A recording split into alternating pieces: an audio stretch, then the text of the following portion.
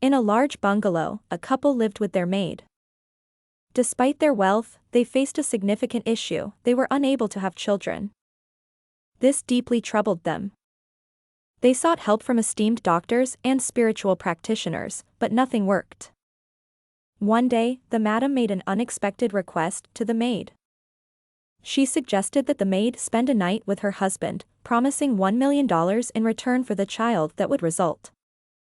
The maid, coming from a poor background and already having 3 children, saw this as a life-changing opportunity.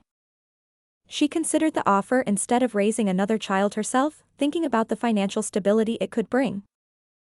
As the maid prepared for this arrangement, she eventually became pregnant.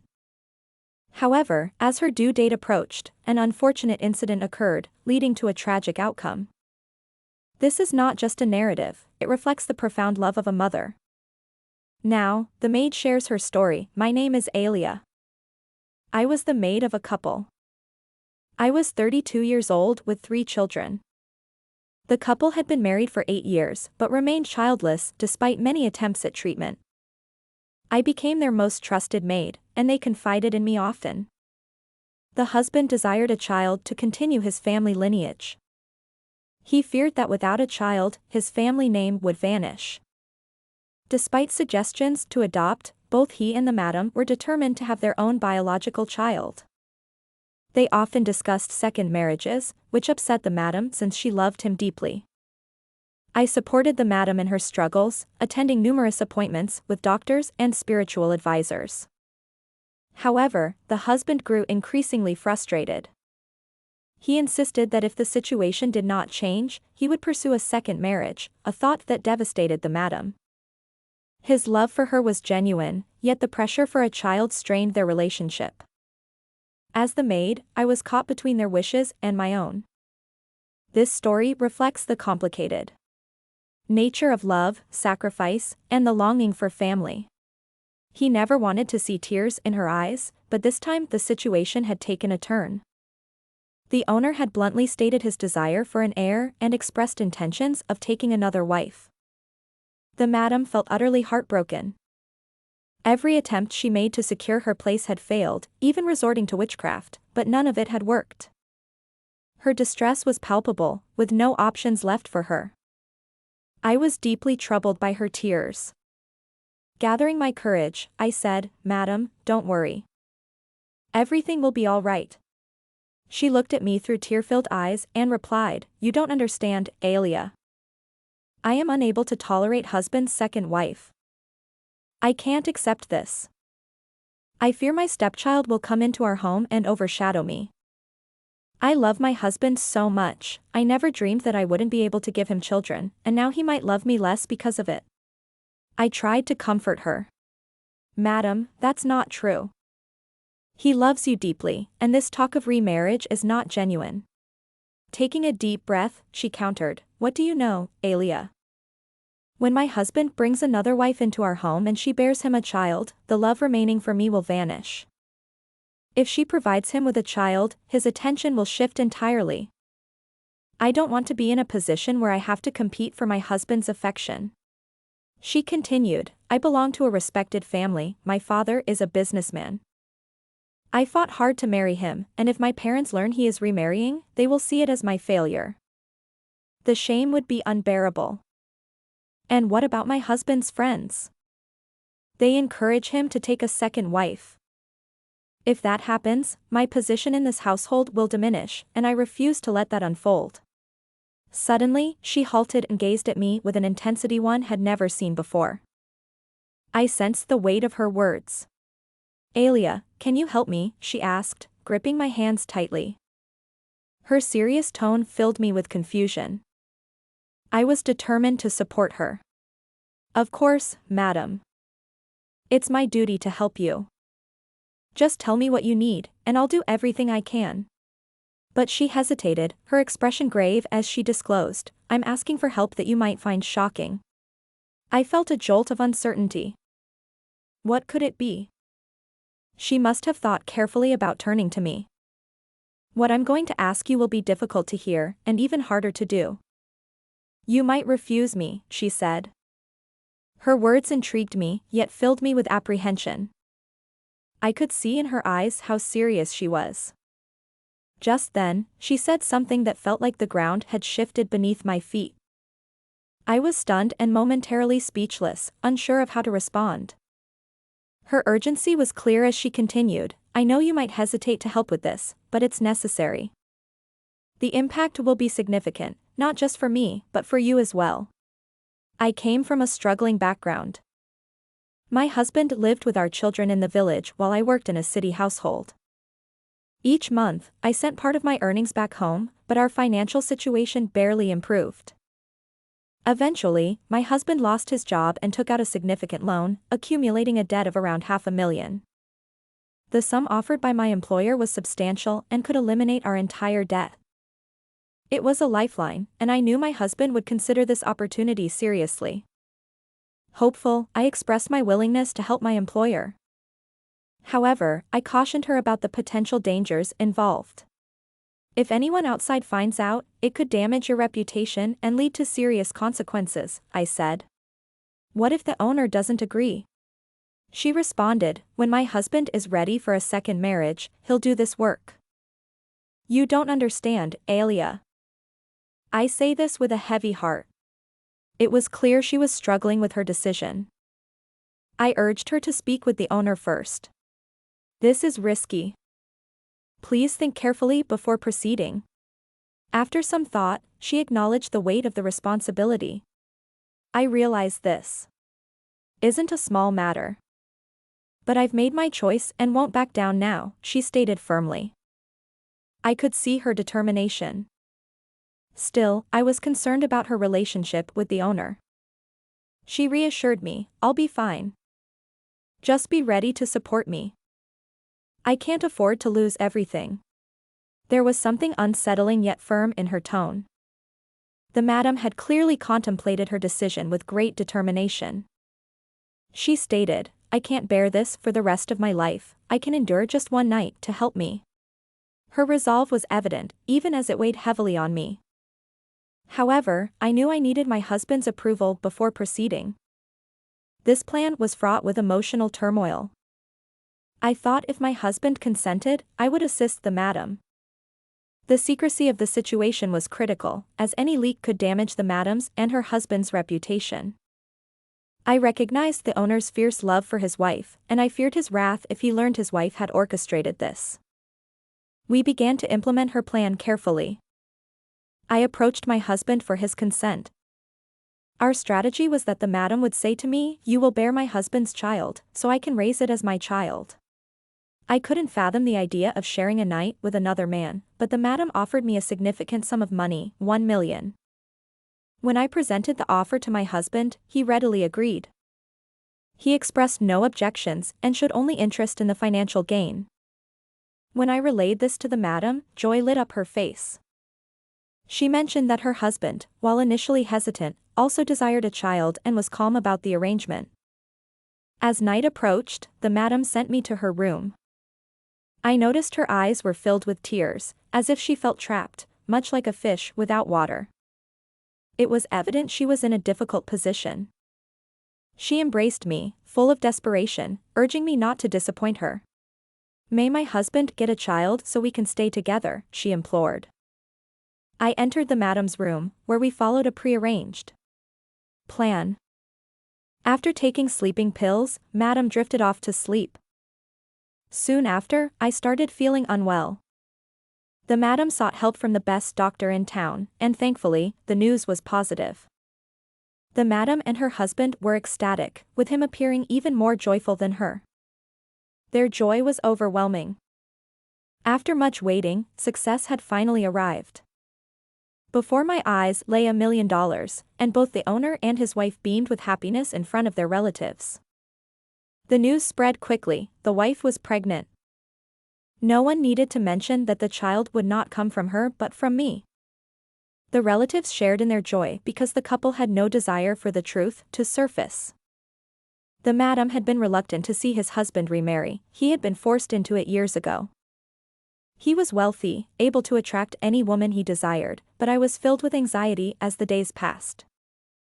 Despite the couple's excitement about their impending baby, my worries grew. They cared for me well, both husband and wife. I had lived in their house for many years, serving them, and now, unexpectedly, they were taking care of me. My focus was solely on ensuring my child's safety, a responsibility weighing on me heavily. After a long journey, I reached my village. Labor pains began to come swiftly, but I hesitated to return home. My husband awaited $1 million and had accumulated significant debt during my pregnancy. If I went home, I feared he might demand that I return to the owner. His greed was a constant shadow. A man willing to tolerate his wife with others for money could never truly understand love. All day, he plotted how he'd spend the money, outright preoccupied with his desires rather than his family. The village's midwife had delivered my other children. This time, at 2 a.m., I departed from home, arriving at her residence by 8 a.m. She was already busy with other patients, as was her habit of waking early. I called out for her, frantic with pain and urgency. "Sister," I urged, "I need you. My time has come. Please, I want my child to be safe and born soon." I was consumed by fear that the owner's men might find me and take the baby away. I was also terrified that my husband might show up, greedy as ever, hoping to thwart the delivery. I realized I was making myself sick with worry. Sister, the midwife, began the delivery after an hour of effort. When my child arrived, words couldn't convey my relief. I had intended to leave immediately, taking my newborn away and ensuring the owner and his wife could never lay claim to my child. Yet, I paused, contemplating all they had done for me throughout my life. They provided me with food and clothing. Without their support, I would have nothing. I had promised to fulfill their wishes, but when the time came, I let them down. I couldn't understand how I had become so selfish, especially after my newborn child cried when our child was born. Her tears felt like a wake-up call. It was as if I had just emerged from a long slumber. We lived in a small village, far from the chaos. I settled in an old hut, perhaps seeking punishment for my wrongs. The couple that had helped me was heartbroken, and I soon faced my own repercussions. My health deteriorated quickly. Though the villagers offered assistance, I felt lost. They viewed me as a widow and took me to a government hospital, where doctors discovered I had cancer. I now live with the uncertain knowledge that my death could come at any time. To keep my memories alive, I began writing my life story in a diary. I wanted other women to learn from my mistakes. Every day, I wrote diligently. Time passed, and my son grew into a bright young man. He had a good heart and a keen mind, traits he likely inherited from me. One day, my son found my diary. Being an excellent student, he read through my life's tale swiftly. When he confronted me about it, I panicked. I was startled that he had uncovered my past. The shock of his discovery weighed heavily on me. He had likely done everything possible to save my life. The diary contained an address linked to his father's, my past employers. My son decided to seek out those people, leaving me behind in the village. I urged him not to go, fearing for what might happen next. He chose not to heed my warnings and ventured out on his own. Upon his arrival, he candidly shared the truth with the owner and his wife. Their reaction was one of anger. They doubted the boy's honesty. However, upon closer examination of his face, they were taken aback. The owner had a small wart on his neck, mirroring a similar growth on the boy. This resemblance made it clear that he was the owner's son. The boy demonstrated a striking resemblance to his father, even in mannerisms. He approached the madam, but both were met with skepticism, given their pasts. The owner's wife, consumed by anger, insisted that they must help her, stating that her mother required urgent medical attention in the city. The operation was critical, otherwise, her mother would die. The owner dismissed the idea of having another child, believing that perhaps God did not wish for them to have one after the loss they had faced. The thought of remarrying loomed over them. Such uncertainties clouded their judgment. The trusted maid, too, changed her perspective. In the midst of this turmoil, the boy was forgotten. The parents decided to erase the idea of having a child from their hearts, as they viewed it as a destiny. When the boy came to meet them, memories flooded back. The anguish from the past resurfaced. He expressed his frustration, reminding me of how I had abandoned them. We had told people that our child had been born in the hospital but was stolen by a thief.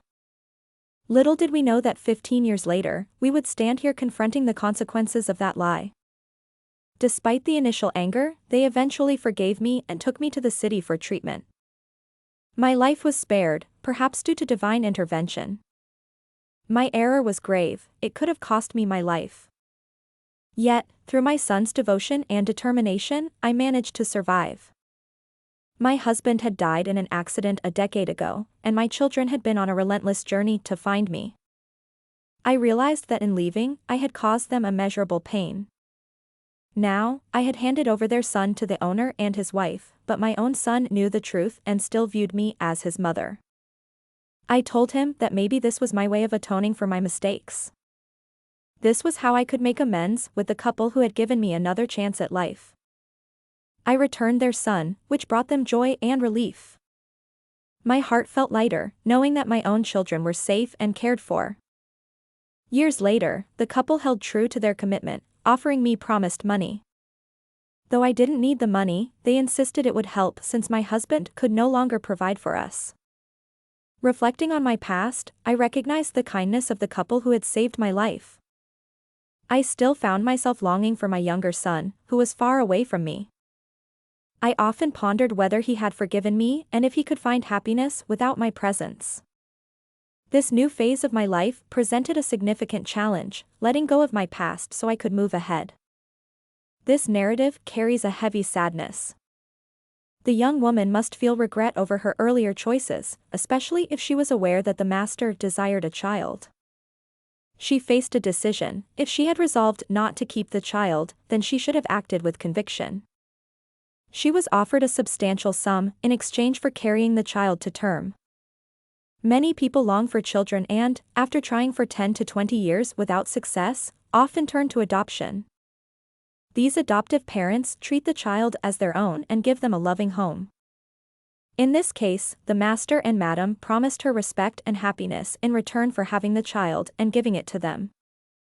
Yet, this transaction not only affected the child's life but also brought ruin to her own. The lives of everyone involved, the owner, her husband, and the children, were negatively impacted. This story teaches us an essential truth: every choice has its consequences. In our pursuit of immediate gain, we sometimes make ill-informed decisions. We risk our humanity and our relationships when we prioritize our desires above all else. This young woman chose a route that could have far-reaching impacts on others' lives, turning her and her loved ones' lives upside down. When faced with significant choices, it is crucial to consider emotional ties, both to ourselves and to others. True happiness lies not in wealth, but in love, family, and support from those around us. Every mother must carefully consider the best path for her children and herself. In this case, she neglected her child's needs and chose a difficult path. This story serves as a stark reminder: prioritize your relationships. Surrendering those ties for selfish reasons can leave you isolated in the end. It is these connections that truly inspire our will to live. I want to clarify that my intention in sharing this story is not to offend or hurt anyone's feelings. Rather, it's to raise awareness. As you watch this video, I hope it prompts you to think critically about the content. Your insights matter. If you enjoy this story, please consider liking, sharing, and subscribing to our channel. We value your thoughts, so feel free to leave your comments below, ensuring they reflect your honest perspective. Thank you for your support.